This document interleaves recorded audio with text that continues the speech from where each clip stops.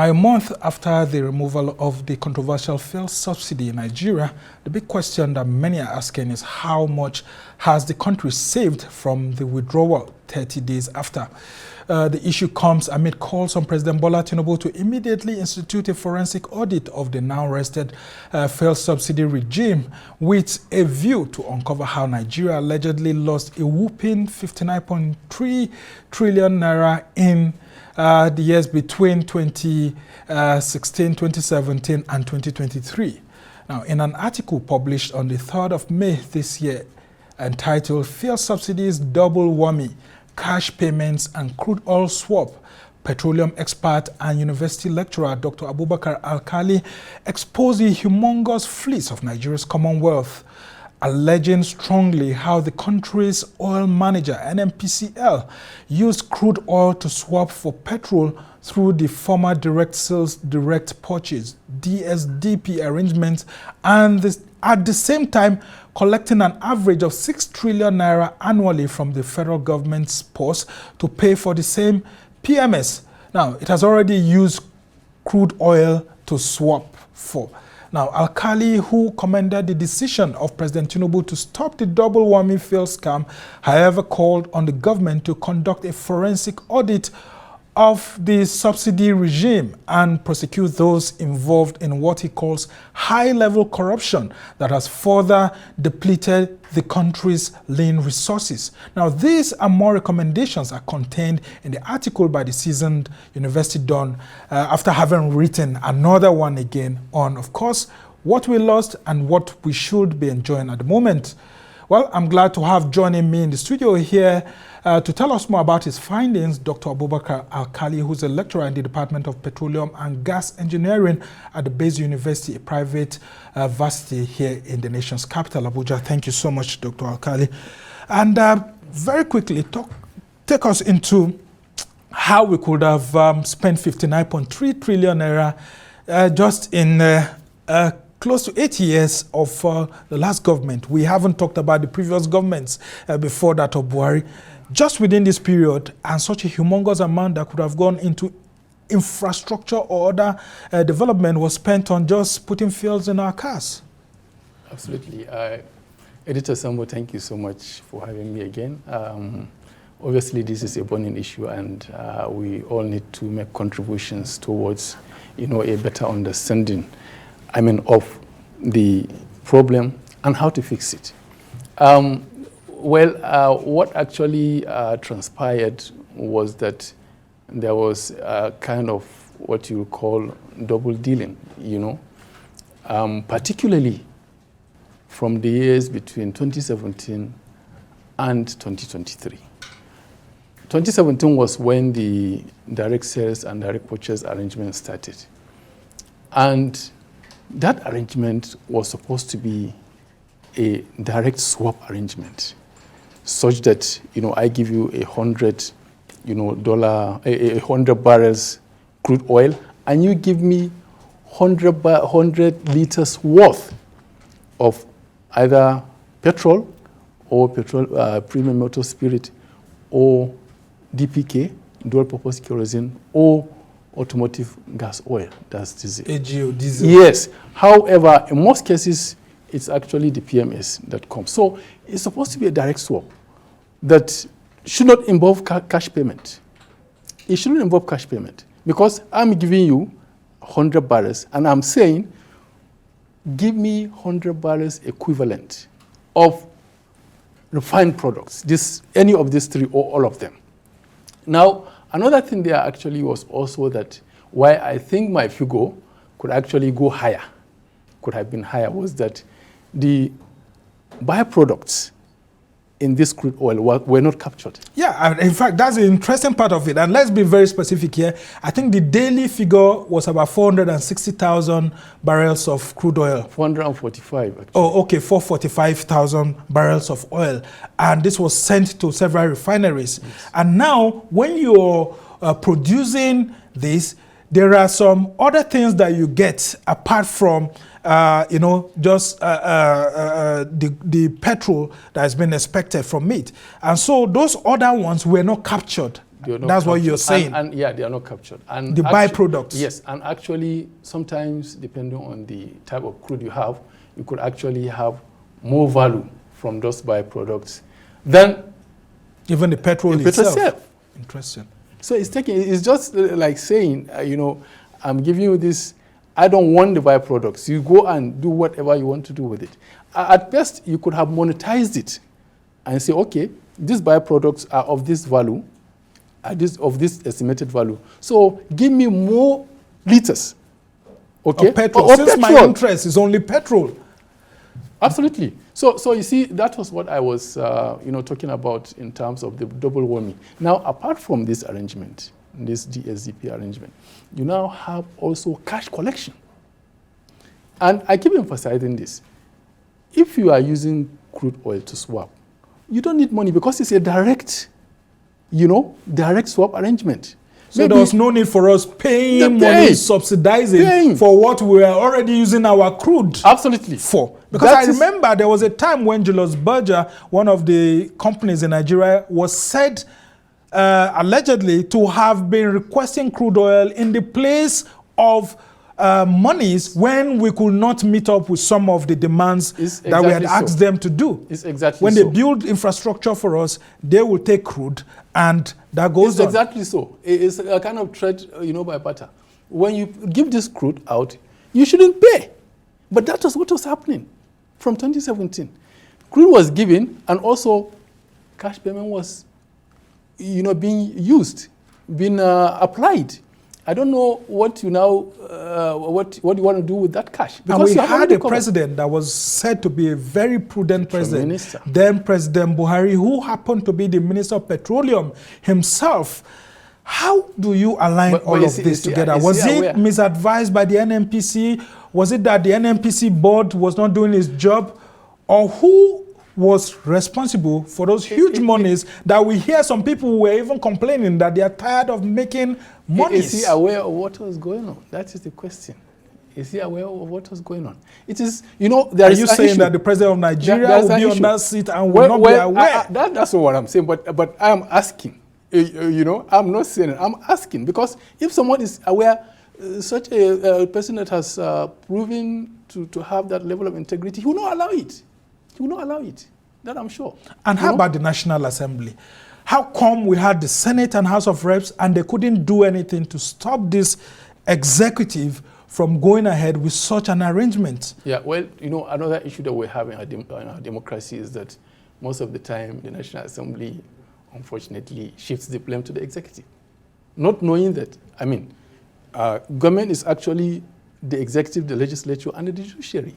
So the National Assembly simply says everything that needs explanation, go to the executive. Now, coming back to what I was saying, you now have about an average of 6 trillion. I'm not even adding forex fluctuation because the marketers, most times when there is forex fluctuation, they issue claims to say, look, I actually bought this at $4.30 per dollar, but wasn't NNPC the sole importer? Well, I will explain that. Now, this concept of sole importation of the NNPC is not actually, as it looks on the table. Because, you see, the government has given the NNPC the blank check. Ensure that there is fuel. Of course, there has to be fuel. If there is no fuel, you and I will not be here. We might be out with jerry cans, trying or to... Or even maybe bicycles. Bicycles, absolutely, or we have to walk. So, NNPC, the government literally gave the NNPC a blank check. Ensure that there is fuel. So what the NNPC did was to now say, and NNPC doesn't have the capacity actually to import everything. It now subcontracts this importation to marketers. So, but whenever the marketers are talking and trying to move away from the blame, they say, no, it's NNPC that is the sole importer. Meanwhile, they are the ones importing on behalf of the NNPC. You got me. You got me. It's interesting. So now, we now have a situation where you have about average of 6 trillion, every year, average. As I said, I didn't include forex, I didn't include demurrage. All these claims are there, 6 trillion from 2017.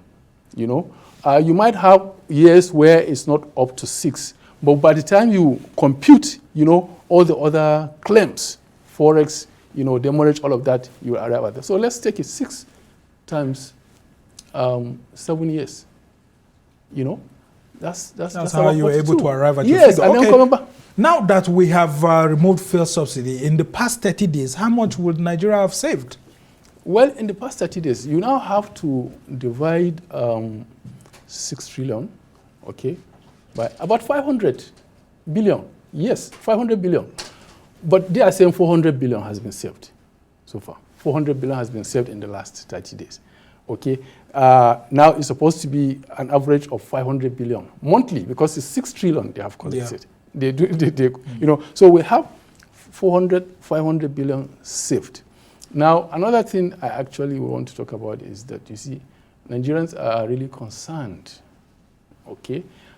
as to what is going to be used, what this money is going to be used. Absolutely. So there is the need for the government to issue like a public testimonial, routinely, to say, look, this is what was saved, and this is what we are doing with it. Because people feel that it will just be flowed back into the treasury, and now...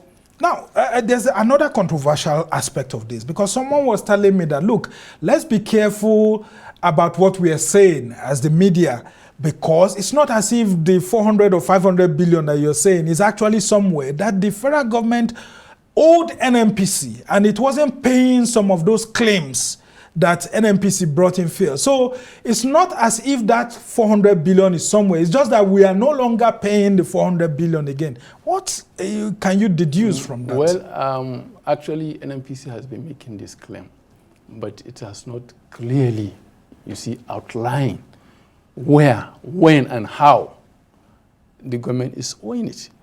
You and I know that for a few years now, NNPC has not been remitting funds into the federation account. Yeah, that is a fact. There's a time where which is against the Constitution. It wasn't doing that. It is unconstitutional. The Constitution says all money should go to the Consolidated Revenue CRA.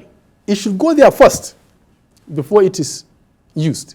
But NNPC has been, and it's all out of this, frenzy, this blank check, given to NNPC to say, ensure that there is fuel. Well, NNPC has been privatized now, but I just want to read something to you, which President Tinubu said during this outgoing week. Quote, "We need to stop the bleeding of our finances through fuel subsidy and the arbitrary exchange regime. We have no choice. We have to re-engineer the effectiveness of control and management of our resources in order to meet the obligations owed to Nigerians. I could have said, yes, I want a share of my benefit and participate in the arbitrage, but no, God forbid. That's not why you elected me." That's President Tinubu saying during the reception for him in Lagos by the Lagos State government. So could it be that some people in government actually were enjoying the largesse? Because he's saying that if he had wanted to enjoy this largesse, he would have simply allowed the system to go on. I tell you something, editor. There is no money that goes out of government funds without connivance of government officials. And where do we have the Economic and Financial Crimes Commission, the EFCC, which is supposed to be in charge of economic crimes? Isn't this an economic crime on behalf against the people of Nigeria? Yeah, but you actually charge what you see. You have a situation where there is connivance. There is no doubt about that. Okay, those who participate in the connivance are the ones who should give you information, and they have not given you the information. So how are you going to move forward?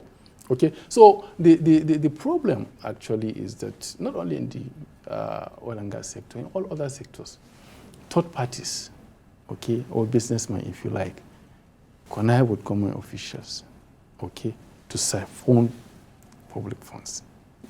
That is why, as you rightly stated, there are government officials enjoying,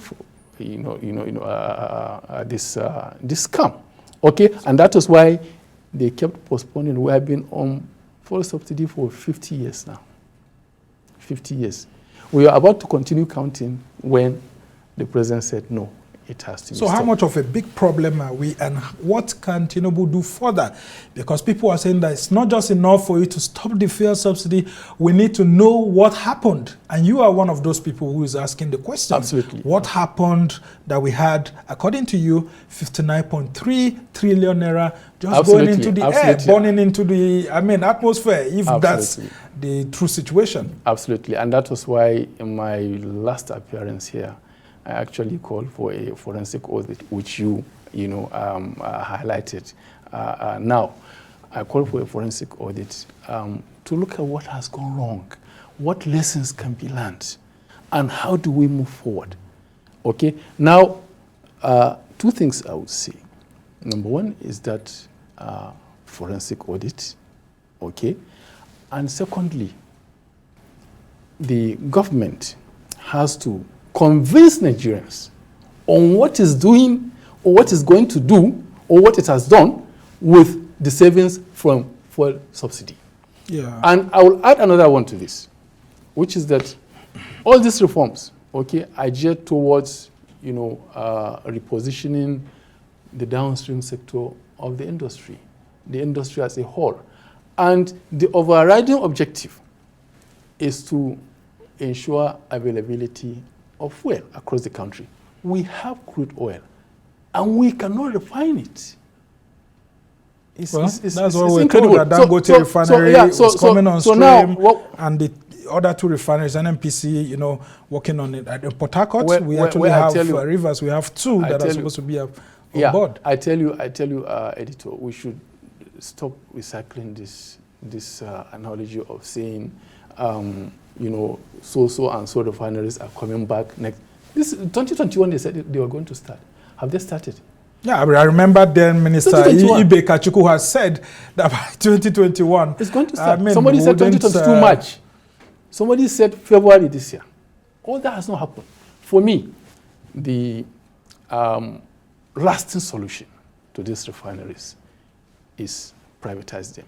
Government has shown beyond any iota of doubt that it cannot successfully manage these refineries. And that is why, fortunately or unfortunately, we have a situation where government officials direct their attention, their energy, to a private refinery instead of doing so for government refineries. Well, we have some shares in that private refinery you're talking Absolutely, about. that's part of the effort. As we try to round off this conversation, is there any way by chance that we can still retrieve some monies, maybe through the EFCC, through DSS, or any other agency or police, out of the 59.3 trillion that your research revealed was spent? It's so easy and difficult, because you need the political will. That's what makes it difficult, and very easy because it is there. You know who and who, starting with the DSDP, you know which company, which marketer, which major marketer, which marketer has actually been a contractor under the DSDP. Just check his records. Just check their records. How many liters of crude oil have you taken over the years? How many have you brought? Do you think we have an advantage here with having a president who worked in the petroleum industry? He was a staff of ExxonMobil and all of that. An accountant, someone who tracks monies and keeps monies here and there. Do you think that Tinubu's experience from working with a multinational oil company can help him to help track these funds? And if it does, will he have the political will to ask them to bring back some of the monies for those who are found guilty? I really think so, although obviously time shall tell, but I really think so, because for a man on his first day to announce, to have that will, that zeal, to break a jinx that has been existing for 50 years, you will say, yes, this man is serious on this issue. So I think his experience will come to bear. It will come handy on this. And yes, there is going to be very serious challenge, because there are people, very top people we hear, who are actually on top of this. Yeah, including a former governor of Bauchi State, saying that one of his friends said he was tired of making money. That's Issa Yuguda. That his friend told him that he was tired of making money from the fuel subsidy scam. If we may call it that way. Yeah, of course they will be tired of making money, because, editor, all you need to do as a marketer under fuel subsidy under the SDP is to submit claim. You'll be paid. And there is even one component, which is bridging. We had some people importing oil, water yes. in the vessels. Submit claim, it will be paid. Bridging, for example. Bridging is transportation petroleum products from Lagos like down. Now, what happens is, NNPC says during the era of regulation, when the subsidy was, being applied, NNPC said, okay, sell at 165, for example, and I pay you the difference. That's the subsidy. However, the marketer now says, okay, I'm going to do that, but you see, I cannot transport fuel from Lagos to Maiduguri, which is 4 naira per liter transportation, and still sell at your price. And NNPC now says, okay, no problem. Transport it, and I will pay you the 4 liter. The marketer moves this fuel across borders, smuggles it outside the country, and still brings claim. And he still gets paid. That's an interesting scenario indeed. And they still get paid for all of that. Absolutely. Now, have our institutions failed us as a people? Talking about those who are supposed to protect the Nigerian nations. The institutions like EFCC, DSS, and the police who are supposed to go after corrupt government officials who were part of this.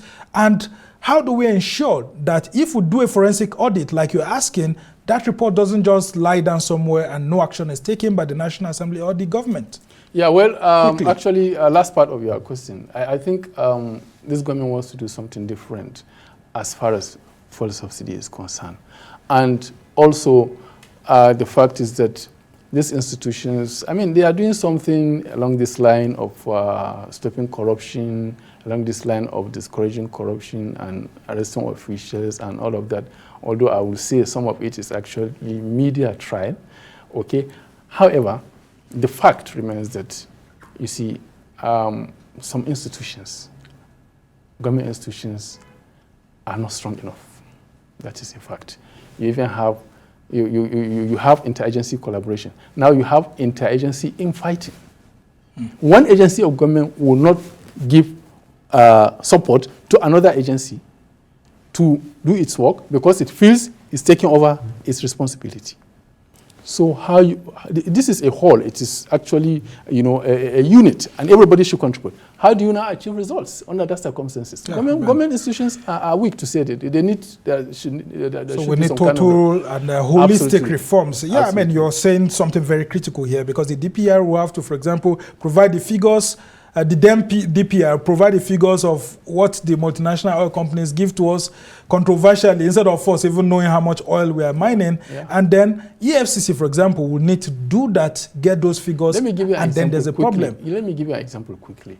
There in are 30 seconds, please. Yes, some vessels actually were impounded at the ports on the waters, contaminated fuel, things like that, or some of them even not coming with the right. Have you ever heard of someone prosecuted? Well, some of them were actually prosecuted. Well, but where is this fuel that was impounded? Can we account for it? Has it been accounted for? So all these are the leakages. Unfortunately, we're out of time. It's a very interesting conversation, and the conversation continues right in government halls, including the presidential villa, where the action is coming from nowadays. Let's just wait to see what President Bola Tinubu will be doing, having been someone who worked in the petroleum industry himself. There's a lot of expectations from him, and we just hope that the institutions of government will not continue to fail Nigerians, as people who come in briefcases and other portfolios actually flees our economy. And it's on this note that I want to thank you, Dr. Abubakar Alkali, who's a petroleum engineer and lecturer at the Base University, a private university in Abuja, here for joining us. And that's how it's been on this show today. I want to thank you for being with us, and thank you so much. See you next week. I'm Summer Sando.